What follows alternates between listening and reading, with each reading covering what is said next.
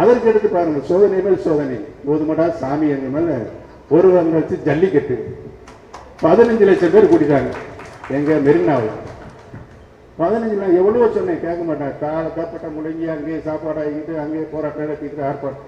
இந்த ஆர்ப்பாட்டத்தில் நடத்து இது கடல் கடந்து சிலோனு, ஜப்பானு, கனடா, அமெரிக்கா அப்படி போயிடுச்சு இந்த போராட்டம். எவ்வளோ பேசுவது எதிர்க்க மாட்டேன்ட்டாங்க. இதை சமூக விரோதிகள் தங்களுக்கு சாதகமாக பயன்படுத்தி பல்வேறு பிரச்சனைகளை அங்கே கலவரங்களை உருவாக்குவதற்கு முயற்சிக்கிறார்கள். ஆனால் அதில் யாருமே அந்த போராட்டக்காரர்கள் இடம் கொடுக்கவில்லை. இந்த சூழலில் தான் நமது பாரத பிரதமர் திரு நரேந்திர மோடிஜி அவர்களை சந்திப்பதற்கு நேரம் கேட்டேன், வர சொன்னார். போய் நிலைமைகளெல்லாம் விரிவாக விளக்கி பேசினார். அவர் நிலைமையை புரிந்து கொண்டார்.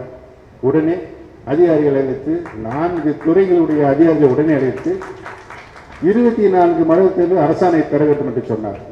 அதை அதிகாரிகள் சொன்னாங்க, பிரதமரே சொல்லிவிட்டாரு, வாங்க போலாம், ஆர்டர் வந்துடுவார்னு சொன்னாங்க. ஆர்டர் வாங்காம நான் வரமாட்டேன் சொல்லி நான் அங்கேயே உட்காந்துட்டேன். அதிகாரிகள் உட்காந்துட்டாங்க.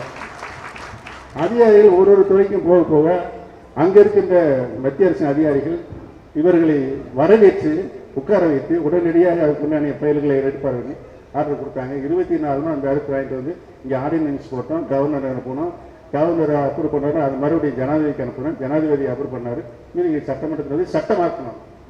இந்த 3 மாதத்தில் உண்மையிலேயே புரட்சி தலைவர் எம்ஜிஆர், புரட்சி தலைவி மாண்புமிகு அம்மாவுடைய ஆன்மாதான் அந்த 3 மாதமும் மிகப்பெரிய சிக்கலில் நாம் ஏற்படுத்திய இந்த கட்சியை பாவம் பன்னீர்செல்வம் முதலமைச்சராக இருக்கிறது இவ்வளவு பிரச்சனைகள் வந்துவிட்டது என்று அவருடைய ஆன்மாதான் நம்மை காப்பாற்றியது என்பதை இன்றைக்கு நான் சொல்லிக்கொள்ள கடமைப்பட்டிருக்கிறேன்.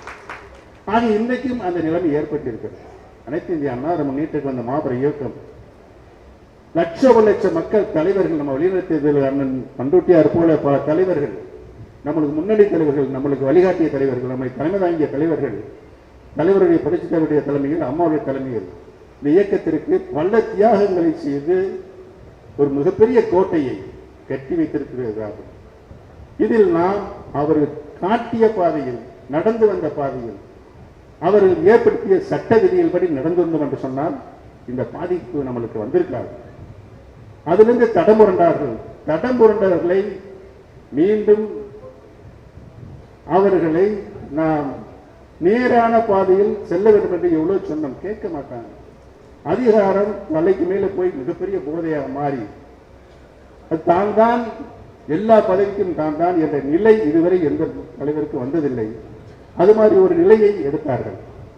அந்த நிலையில் தான் இன்றைக்கு தொண்டர்கள் ஒன்றிருந்து இந்த தர்மயுத்தத்தை நாம் நடத்தி கொண்டிருக்கிறோம் என்பதையும், இதற்கு முழு ஆதரவு அனைத்து இந்திய அண்ணா முன்னேற்ற கழகத்தினுடைய தொண்டர்கள் மட்டுமல்ல, நாங்கள் தமிழ்நாடு முழுவதும் 38 வருவாய் மாவட்டத்தில் செல்லும் பொழுது அனைத்து மக்களும் ஜாதி வித்தியாசம் அல்லாமல், மத வித்தியாசம் அல்லாமல் நம்முடைய தர்மயுத்தத்துக்கு முழுமையான ஆதரவு தந்தார்கள் என்பதை நான் இன்றைக்கு மகிழ்ச்சியோடு தெரிவித்துக் கொள்ள கடமைப்பட்டிருக்கிறேன்.